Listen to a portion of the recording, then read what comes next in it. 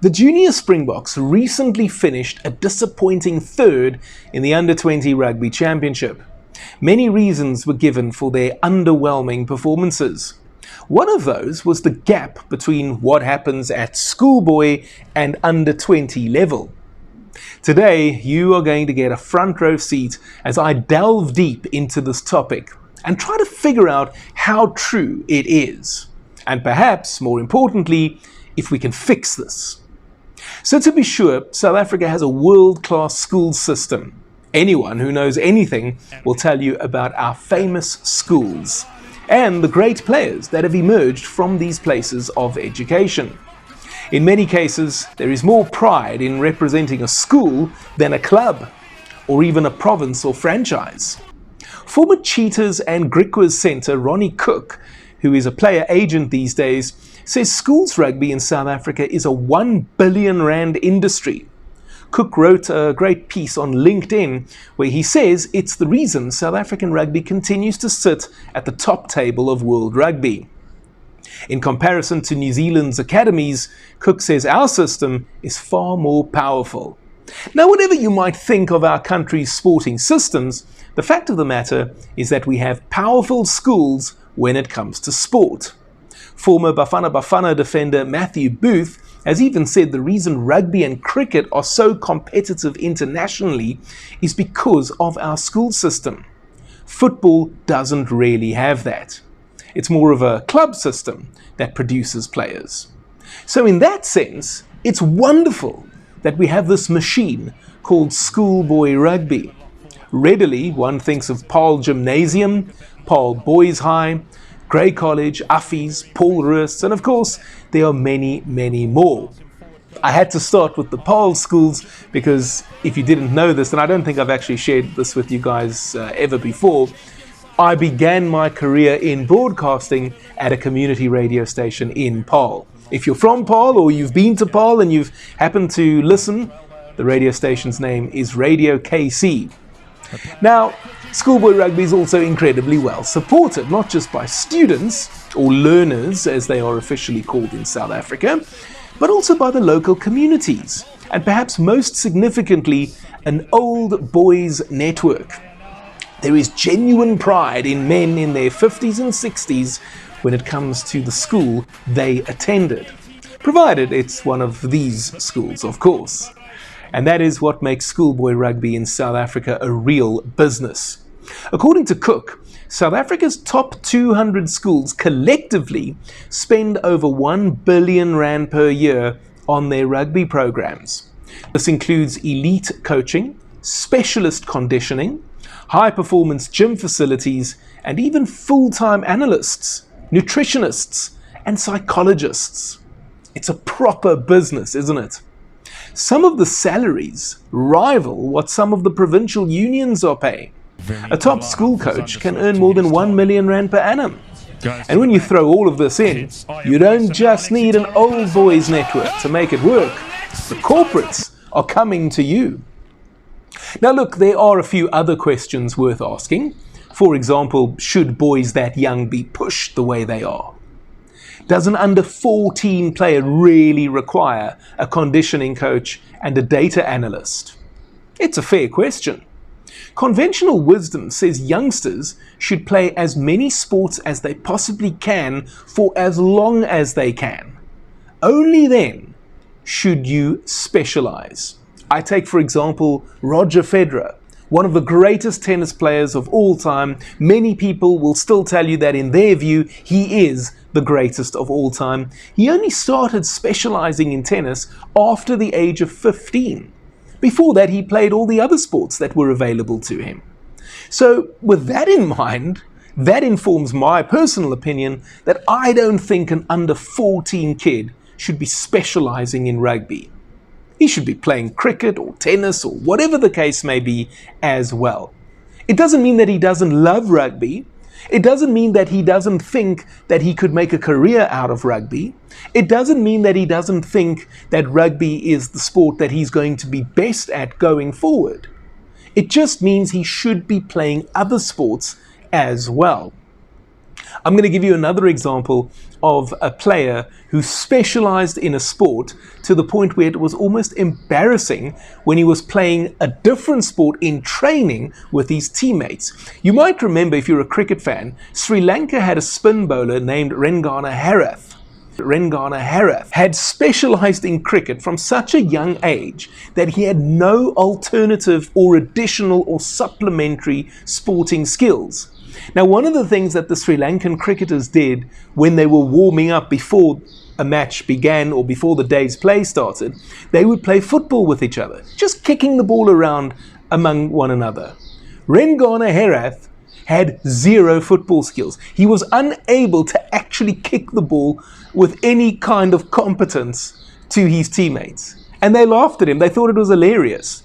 Lucky for him, he was a very, very effective bowler for his country. So I think that excused his inability and his incompetence when it came to playing any other sport with his teammates in training. Now, what I'm saying here is it really should, at under 14 level, right? It really should just be about enjoyment. I think by the time the boy gets to matric, then the situation has changed. And I think by then, a really good player will have a fair idea as to whether he has what it takes to play professionally. A brilliant time, played to cock. Not necessarily Springboks, but you could be in matric and say, hey, you know what, I think I can get into Boerland, I think I can get into Border, I think I can get into the Leopards, and then take it from there. Try's been scored. Now what happens to these boys once they matriculate? This is an important question. Many of them indeed sign for the Stormers, the Bulls, the Sharks, and in some cases, they move on and play for Marties and UCT in the Varsity Cup. And in other instances, they never play rugby again. But we're talking about the ones who do. So to that end, shouldn't they still be part of the SARU system and be eligible for the Junior Springboks? In theory, yes.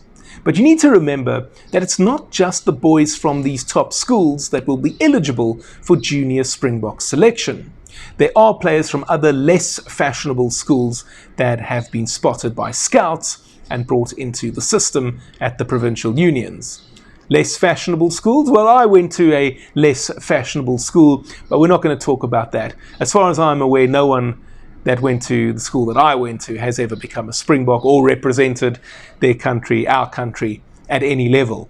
Nevertheless, you must also remember, when it comes time for junior box selection, in theory, we should be talking about the cream of the crop from the last 2 years of schoolboy rugby.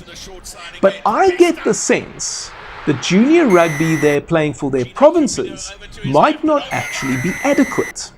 Further to that, and not necessarily in terms of quality, in terms of the vision that the franchise has for what boys are doing at that level. They're not thinking junior box, they're thinking their own senior team.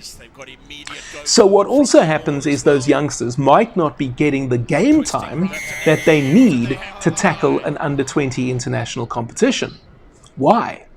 Well, because a 19-year-old boy is probably 5th or 6th in line at his province. Don't forget that at the Junior Springboks, the player might also be asked to play a different role. That could take getting used to. I don't mind a player struggling to adapt at 19 or 20, so that when he's 25, it's not a problem anymore. And then it's also worth noting that some of these boys may indeed be good enough for Junior Springbok selection, but because they're involved with their provinces or franchises in a SA Cup or URC, they're unavailable. They could also be preparing for university exams or studying, or maybe even decided to only play during the Varsity Cup. These are all fair and valid reasons. I do think it would help SARU to try and keep the players inside a net of some sort. I actually believe that's part of what they're trying to do in any case. Dr. Rassie Erasmus has spoken previously about identifying potential Springboks at 15 or even younger, and then going on a journey with them. I do know there was a program in place to that end that was paused during COVID, and it only came back last year. So it might take a few seasons for us to see the fruits of that, but at least it is back. And the current Junior Springboks have been given more training camps than any previous squad. They've also brought in Johan Ackerman as a consultant to assist. So I think they are on the right track. Do I think we'll win the Under-20 World Championship in July in Italy? No, I don't. But I'm satisfied that something is being done about helping our boys. And with our behemoth of a schoolboy system, I'm not worried at all about the future of the Springboks. But what do you think? Let me know in the comment section down below. And while you're down there, why not help me out with a super thanks? I'd love to do this full time and make even more videos for you. I'd also love to go to Australia in 2027 and cover the Rugby World Cup for you from down under on a daily basis. But in order to make that happen, I'll need some support. Super thanks is the heart button with a $sign inside of it. You'll be able to make a highlighted comment, and I promise to reply to it as well as hit the love button on your comment. You'll also have the opportunity to make a donation to my channel of your choice. It can be 10 Rand or 10,000 Rand. And if you're one of those wealthy old boys I spoke of earlier, then you know what to do. If you're not yet ready to support me in that manner, you can also just spear tackle the like button. And you can also subscribe to my channel if you haven't already done so. And on the topic of money, why not go check out this video I did a couple of days ago where I revealed what South African rugby players actually earn. And if you've already seen it, why not go relive the 2023 Rugby World Cup final press conference and hear everything Jacques Nienaber and Siya Kolisi had to say about our glorious win over the All Blacks. And I'll see you next time.